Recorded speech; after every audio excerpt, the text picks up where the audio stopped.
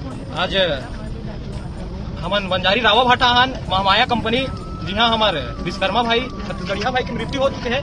लगभग हम यहाँ 12 घंटा ले बैठे हैं, लेकिन अभी तक कंपनी मालिक सामने नहीं आए। और यहाँ के अधिकारी आ हुए तेमन बात करत कि 5 लाख रुपया में मान जाओ। छत्तीसगढ़िया मन के कीमत चना मुर्रा के लायक समझे का 5 लाख रुपया है। ये बेटी हरे जेकर अभी भाई खत्म होए ओकर बेटी हरे, मां नहीं है और आज ओकर बाप भी खत्म हो गए।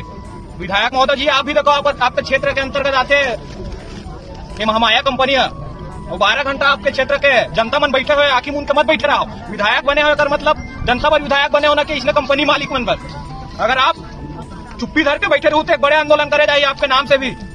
आप लोग विधायक जनता के रक्षा करे पर बनान, न कि इसने कंपनी मालिक के रक्षा करे पर। जोहार छत्तीसगढ़।